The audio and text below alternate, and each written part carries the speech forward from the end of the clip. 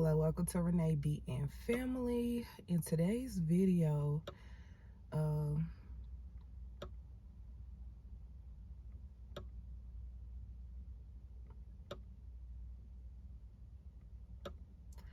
not going to be showing my face. It's rather early in the morning, and I mean, I don't look horrible. I just don't feel like being on camera, but I was getting ready to get out of the car, and there was something so loud about the silence in my car. I had to just sit in it. And as I sat here, God began to talk to me about a few things, things that I'm gonna share with you in this video. So if you haven't subscribed, go ahead and subscribe, hit that like button, and then make sure you select all when you click the bell so that you could be notified whenever we post a video and you don't miss out on any of these impromptu words that are coming straight from God. But initially, when I thought to cut the camera on and start recording this message, I was thinking about life coaching, and I was thinking about Miss Latoya Okia. She's someone you can find on Instagram, Facebook, and YouTube. Very prolific woman of God. And one thing that she does, along with people like Tony Gaskins and so many other individuals, is she certifies people so they can become a life coach, which is just a companion, which is a motivational friend, someone that can pray for you. You know, you can have life coaches that aren't believers and Christians, but she is bringing up believers. She's bringing up Christians to be life coaches, to be entrepreneurs. She says she wants us to be able to drop our 9-to-5 and be able to make an income while making an influence. And I think that's a wonderful mantra, because so many of us, especially my friends, so many of us devote a lot of our good energy to being associated with individuals who don't know how to reciprocate the same amount of love or the same type of love that we give them. They don't know how to counsel us the way we counsel them. They don't even know how to handle basic issues and problems the way we handle basic issues and problems. So they call with minute things. When you know, you don't want to be like a bad friend, but you just naturally feel like there are more important things to be worried about, more important things to take care of. And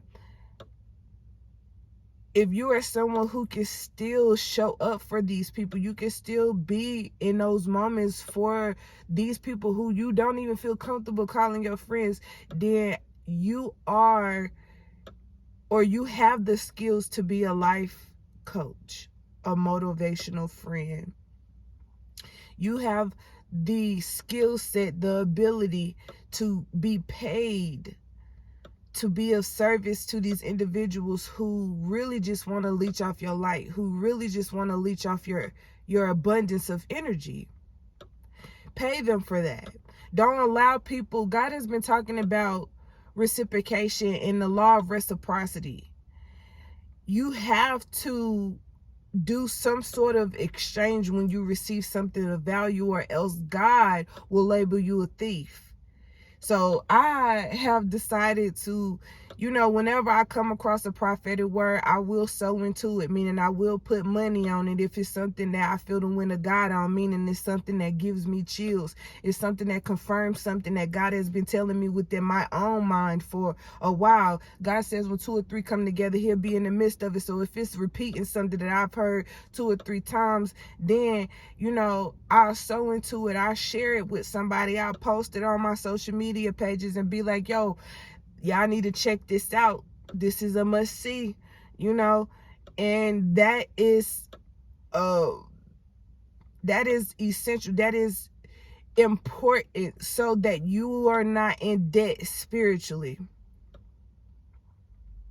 Granted, we have grace to cover a multitude of sins, but there are a lot of people out here claiming to be Christians, but they don't really have a relationship with Jesus. So you're gonna find yourself in a position where you are standing there looking for Christ to speak on your behalf, and he's gonna say, hold up, boo, I never knew you.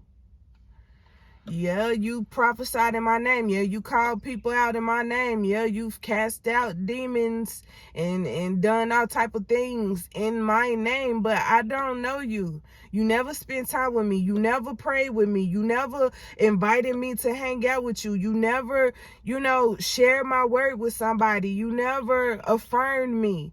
God knew who was for him. God caused Jesus to know who was for him and who wasn't for him. He literally looked at one of his friends and told his friend straight up, bro, I know you gonna turn on me. I know you gonna deny me. And his friend was like, no, I would never do that. No, why would I do that? You are the Messiah. You are this and that. You've done all this for me. So that don't matter when you dealing with a natural human being. These people get in situations and act like they act like they never knew you. So yeah, Jesus would be like straight up like, no, I don't know you. I was also thinking about, hold on, let's sip my coffee. Ooh.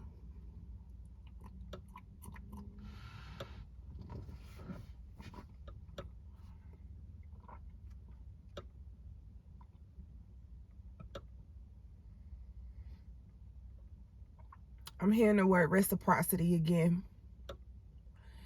And my line said, you got to give and then receive. That's the motto to me. I don't live by the law because I'm covered by the blood. But if you are not someone who has been baptized, or you're someone who is backslidden, you may not be covered, and you want to be aware of this universal law, which says that whatever you give, you will receive.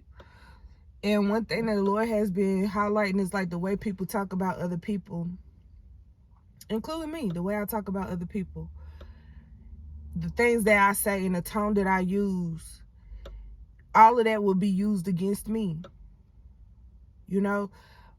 Our God, the real God, the creator, he doesn't live by karma.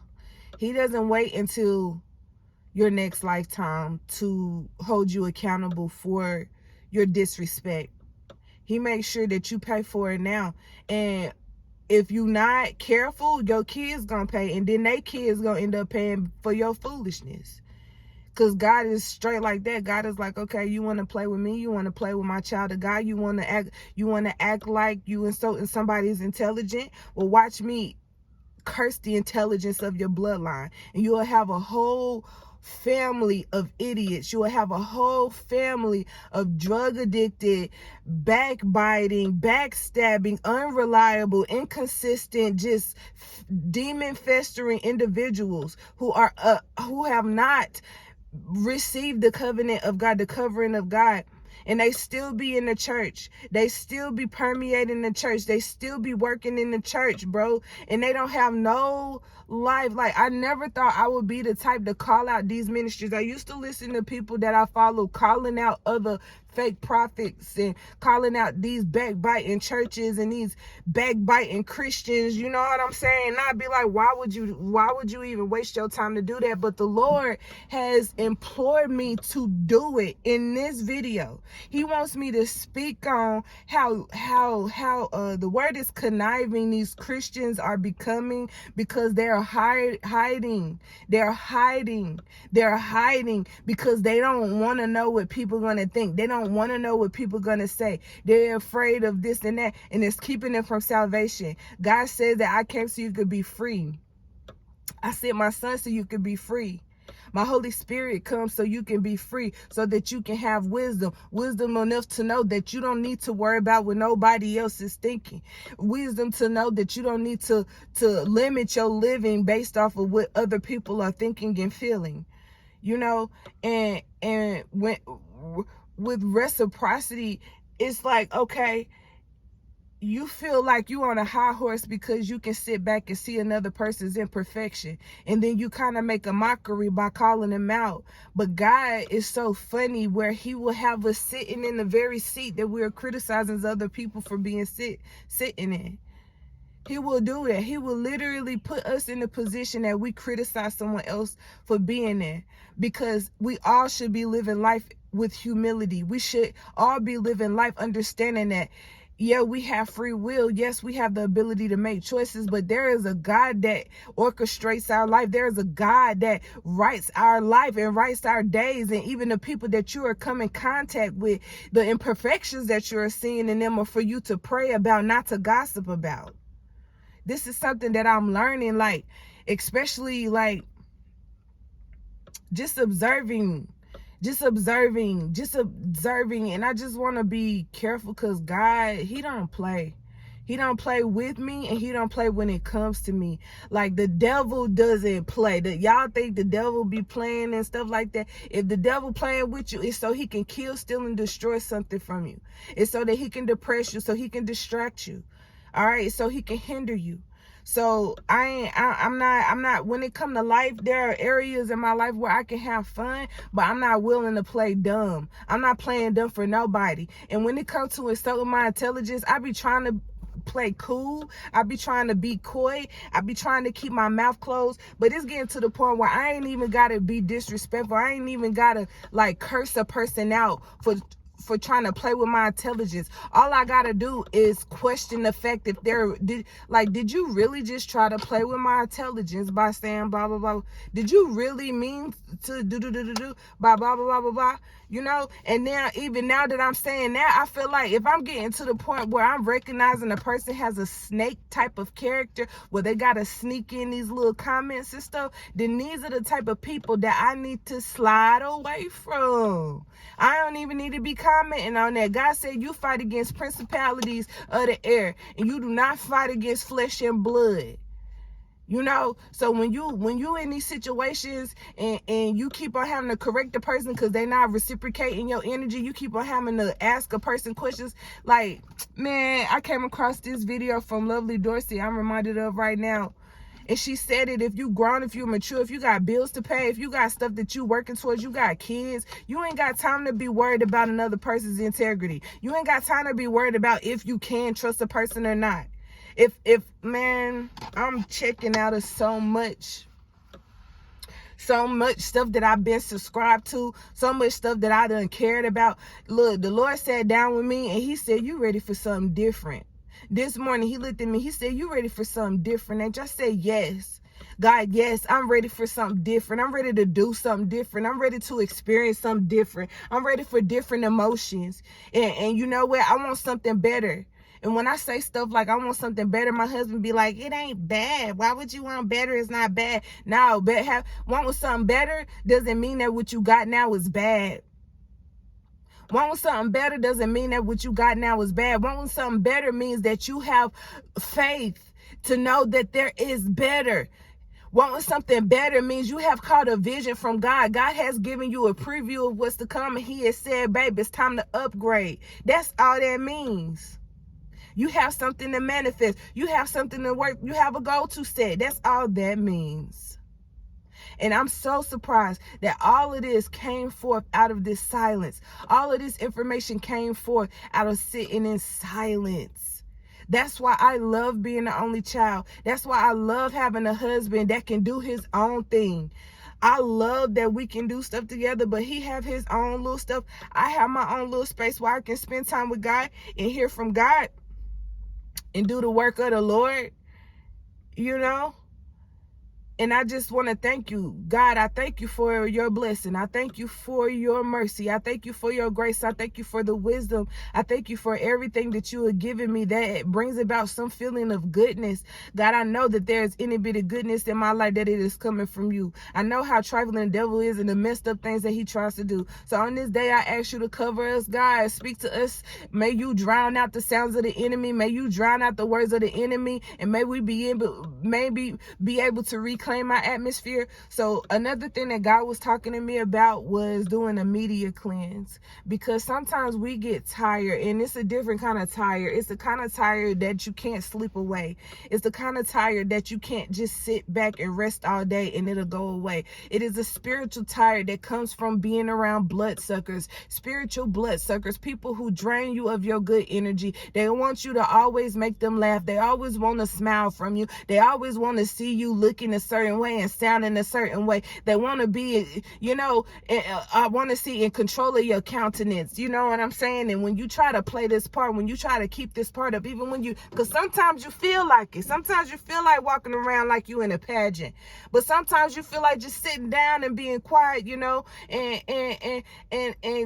and God said, when you get to this level of tiredness where you can't sleep it away, you can't rest it away, then it's time to stow away. It's time to stow away, not store away, but stow away, meaning get away with God. It's time to go rest with God. It's time to, it's time to refill yourself with God. So you want to make sure. So what God told me to do is immediate cleanse, like I mentioned earlier.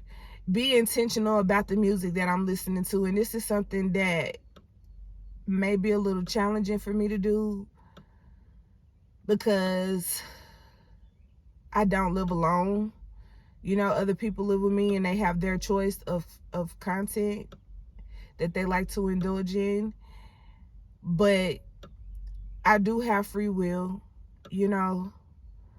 So it is something, it's something that I can do. It's something that it's worth doing for peace.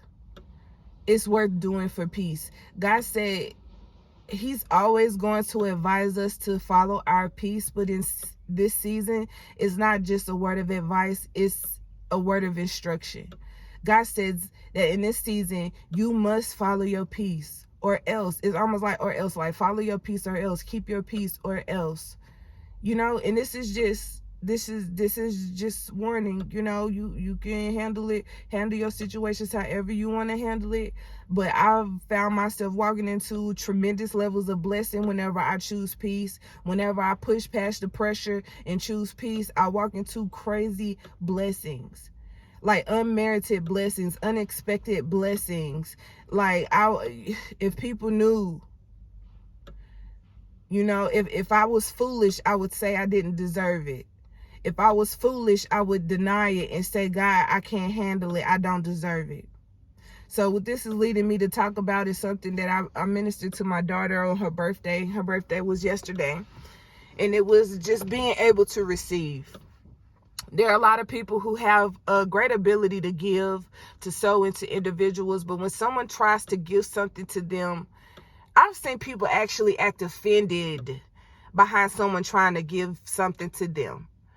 You have some people that will act offended. You will have some people that will get shy, that will reject you. Some people will say absolutely nothing. They will just look at you like you're not saying nothing to them. They don't know how to receive. And in this life, with the type of God that we serve, where He loves to give good gifts, He loves to give His children gifts.